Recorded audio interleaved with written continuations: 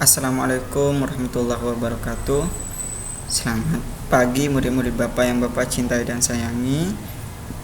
Alhamdulillah kita berjumpa kembali di pagi yang cerah ini.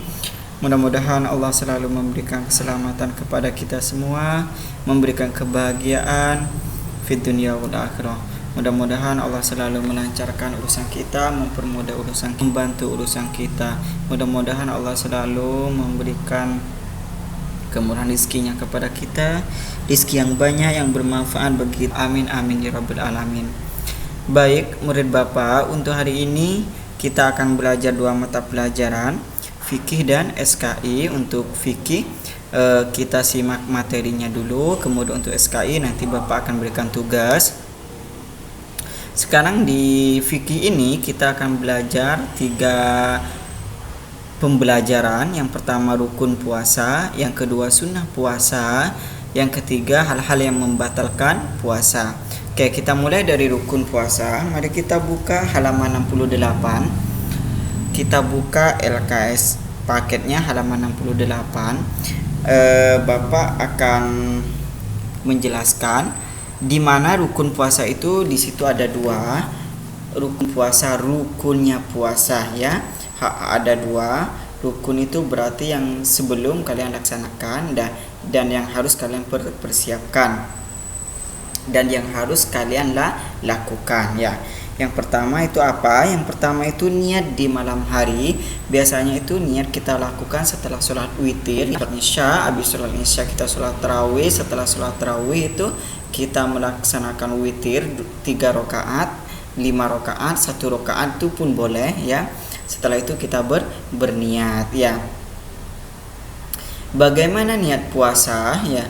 Kalian tidak Bapak suruh untuk menghafalkan sekarang, tapi kalian siap-siap saja menghafal, karena suatu saat nanti Bapak akan tanyakan atau menyuruh kalian untuk menghafal niat ini ya.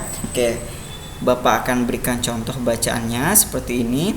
Nawaitu sauma ghadin an adai fardhi syahri ramadana hadhihi sanati lillahi ta'ala. Ya, artinya sudah ada di buku itu. Bagaimana artinya? Kita baca bareng-bareng.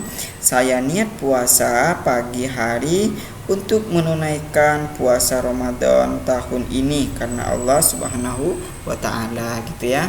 Itu niatnya dan artinya. Sekarang ya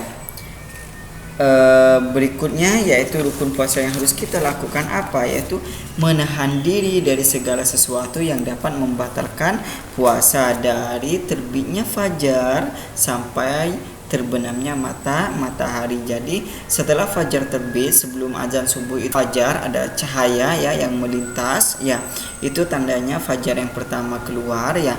Maka setelah fajar itu imsak ya, pada saat fajar keluar itu imsak.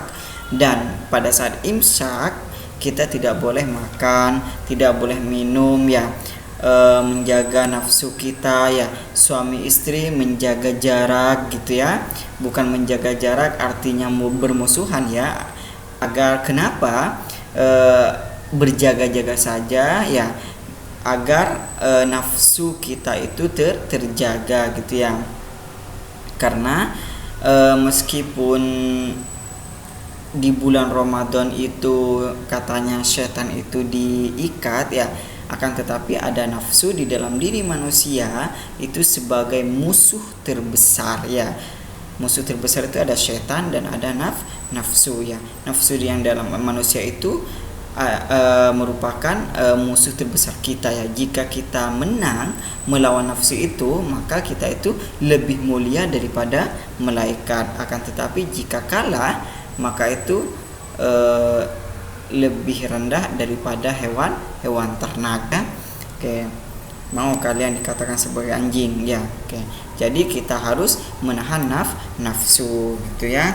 Tidak boleh makan, tidak boleh minum, tidak boleh bersentuhan dengan, maksudnya itu tidak itu berzina, tidak boleh. Kemudian kita masuk di sunnah puasa ya. Di sunnah puasa ini kita buka halaman 68. Kalian tidak usah menulis, cukup mendengarkan ya penjelasan Bapak. Yang pertama itu segera berbuka puasa bila waktunya telah tiba ya.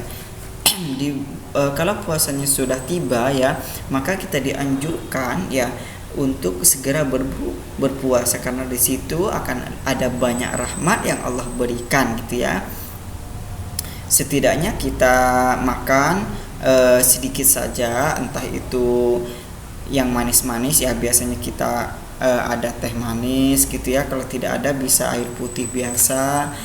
Kemudian kalau kita punya kita beli kurma gitu ya, kita makan 1 biji aja gitu ya, satu gitu ya. Yang penting makan yang manis-manis gitu. Itu untuk menyegerakan waktu puasa, karena pada puasa itu pada waktunya berbuka puasa itu Allah membuka segala kebaikan di situ. Makanya waktu puasa berbanyaklah kita berdoa kepada Allah yang baik-baik ya, karena pada saat disitulah kebaikan banyak, doa yang akan Allah kabulkan gitu ya. Oke. Setelah itu tadi selanjutnya berbuka dengan yang manis, tadi sudah Bapak jelaskan. Membaca doa ya, membaca doa berbuka puasa. Apa doanya? Nih perhatikan, Allahumma lakasumtu wa bika amantu wa ala rizkika aftartu birahmatika ya arhamar rahimin. Ya Allah, untuk Engkau aku berpuasa, kepada Engkau aku beriman, dan atas rizkimu aku berbuka. Dengan rahmat Engkau wahai Zat yang Maha Pengasih dan Maha Penyayang gitu ya. Bapak tidak meminta kalian ini untuk dihafal sekarang ya, cuman kalian bersiap-siap saja, takut khawatir nanti Bapak minta menghafalkan sama dengan niatnya tadi ya. Karena kalian tuh sebaiknya gitu, meskipun ini sunnah ya, meskipun ini tidak wajib, maka kalian sebaiknya menghafal gitu ya, biar kalian mempunyai pahala.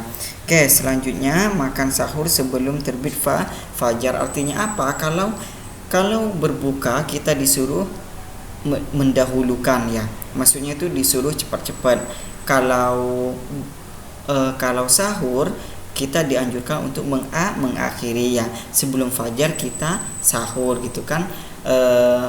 Bapak saja ya, kalau di kampung tuh kadang-kadang berbuka puasa itu jam 3 gitu ya. Ya kadang-kadang jam 4 gitu, kadang-kadang mengawali, kadang-kadang mengakhiri, akan tetapi lebih afdolnya itu ya jam 4 gitu ya, di akhir-akhir sebelum fajar itu lebih utama. Kemudian memberi makan kepada orang yang berbuka puasa ya. Artinya apa? Pada saat kita berbuka puasa, kita memberikan makan kepada orang yang mau berbuka puasa ya, contohnya tetangga kita ya, kita memberikan kolak, kita memberikan nasi, kita memberikan lauk gitu ya.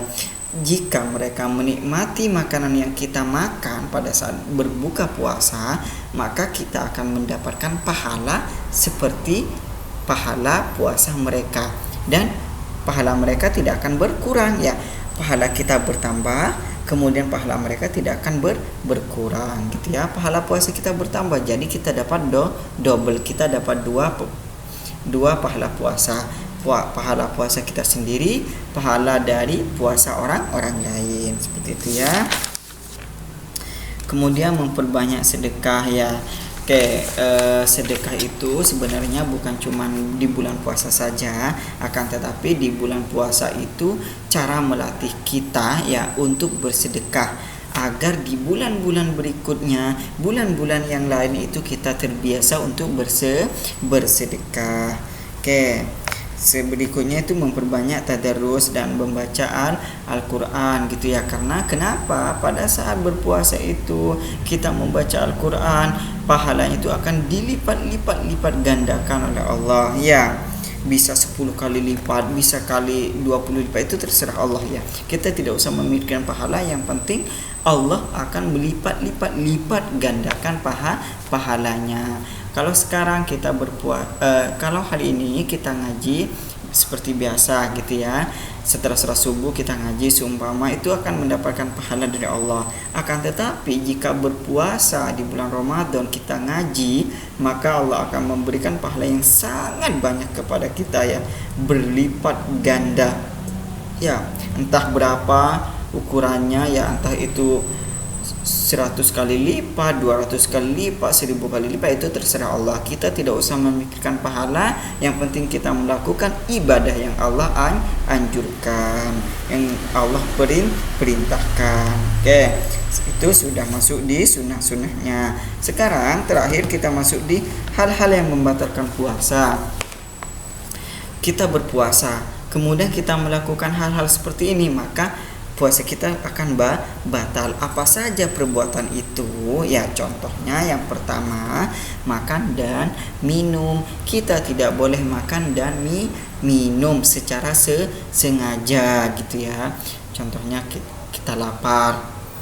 Saya lapar. Mamah di mana ya? Oh, mamah lagi ke pasar. Makan dulu gitu ya. Mamah kalian tidak tahu ya. Ya, memang mamah kalian tidak akan tahu, akan tetapi ada Allah dan 2 malaikat yang mengetahui, yang menyaksikan bahwa kalian itu berbuka puasa sebelum waktunya ya. Allah itu akan melihat kalian ya. Allah akan mencatat kalian. Allah tidak akan tidur ya. Allah tidak akan malas untuk mengawasi kalian. Allah itu akan selalu mengawasi kalian. Allah memberikan bodyguard kepada kalian, 2 bodyguard ya, di kiri dan di kanan untuk mencatat amal-amal kalian. Ya, kalau kalian berpura-pura puasa ya, itu malah lebih nambah dosa-dosa kepada Allah, dosa kepada orang lain gitu ya. Lebih baik kalian tidak berpuasa gitu ya. Kalau ya bukan sebaiknya, memang harus, akan tetapi jika kalian ngumpet-ngumpet makan gitu ya, lebih baik jangan berpuasa lah. Kalian seperti kambing gitu, kalian seperti orang gila gitu, jangan berpuasa gitu. Akan tetapi jika tidak sengaja kalian makan dan minum seumpama lupa, karena itu memang fitrah manusia itu ya, lupa ya, memang sifat manusia itu lupa ya, maka itu tidak apa-apa ya. Berdasarkan hadis Rasulullah, memang itu diperbolehkan siapa saja yang lupa bahwa ia sedang berpuasa, kemudian ia makan dan minum, maka sempurnakanlah puasanya. Sesungguhnya Allah yang memberinya makan dan minum. Seumpama saya puasa, kemudian jam 9 saya lupa makan gitu ya, dapat 3 suap, ya Allah, astagfirullah, saya berpuasa. Maka yang ada di mulut itu cepat dikeluarkan, kemudian kalian lanjutkan saya akan lanjutkan puasanya. Kemudian yang ada di perut bagaimana, itu hukumnya halal ya, insya Allah itu makanan yang Allah berikan kepada kita gitu ya. Kayak itu tidak apa-apa kalau memang lupa ya, akan tetapi lupa, ya Allah saya berpuasa, yaudahlah nanggung, itu batal namanya, itu sengaja. Oke, yang kedua, secara sengaja gitu ya. Muntah secara sengaja itu bagaimana, Pak? Sumpama kalian memasukkan ininya ya ke dalam lak-lakan kalian ya. Gini kan gatal kadang-kadang ya, gatal gitu ya, sehingga bermuntah, itu tidak boleh, yaitu hukumnya batal. Meskipun makanannya tidak ada yang tertelan ya kan, kalian sudah memasukkan barang tangan kalian ke dalam lubang mulut, itu tidak boleh. Kemudian yang ketiga, bersenggama di siang hari. Apa itu maksudnya, Pak? Suami istri gitu ya, melakukan hubungan ya suami istri, itu itu batal ya, tidak boleh. Keluar darah haid bagi perempuan, jika kalian haid atau nifas bagi perempuan, maka kalian tidak boleh berpuasa, haram hukumnya ya, maka kalian nanti wajib menggantinya. Seumpama saya puasa Pak, kemudian jam 12 saya keluar darah dari kemaluan saya, maka kalian berhenti berpuasa ya. Maka yang tadi pagi itu tidak dihukumi puasa gitu ya. Maka habis itu kalian boleh makan gitu ya, sampai mampet nanti ya, sampai darahnya tidak keluar lagi. Selanjutnya gila, bila datangnya di siang hari. Sumpama seseorang itu mempunyai penyakit gila, jika gilanya itu pada malam hari, maka siang harinya wajib berpuasa ya. Jika gilanya di siang hari, maka dia tidak wajib berpuasa gitu ya. Akan tetapi janganlah kita menjadi orang gila ya. Kalau orang yang tidak berpuasa secara sengaja gitu ya, mereka namanya orang gila ya, stres ya. Akan tetapi jika memang orang itu bawaan gitu ya, ada gangguan jiwa gitu ya, itu memang tidak berdosa dia ya, tidak berdosa. Cuman mudah-mudahanlah kita selalu sehat ya, sehat pikiran, tidak stres gitu ya, sehingga kita bisa melaksanakan kewajiban Ramadan yang sangat mulia ya. Oke, yang keenam itu keluar mani yang disengaja, kayak tadi itu berhubungan suami istri gitu ya, atau sengaja diapakan gitu sehingga keluar, itu tidak boleh, maka puasanya akan batal ya. Bagi orang yang sengaja melaksanakan ya, maka dosanya itu sangat besar ya. Dosa yang kalian mendapatkan itu sangat besar, terutama bagi orang yang bersetubuh di siang hari ya. Suami istri bersetubuh di siang hari itu dosanya sangat besar, dan mereka nanti akan mendapatkan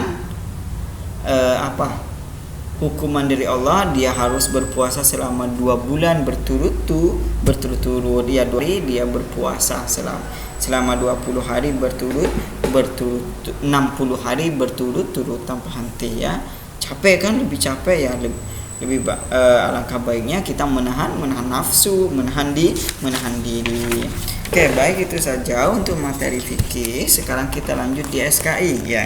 SKI-nya sudah Bapak jelaskan, tinggal Bapak memberikan tugasnya saja. Tolong buka halaman 68. Di 68 itu sampai 70 ada 10 soal. Silahkan kalian kerjakan di buku paket, jangan disalin ya. Kebiasaan ya, kan Bapak udah sering bilang jangan di buku tulis, jangan disalin ya. Di buku paket disilang, dicontreng, kalian foto kirim ke Bapak besok ya. Oh maaf, bukan besok, Kamis ya, sekarang ya. Oke, kalian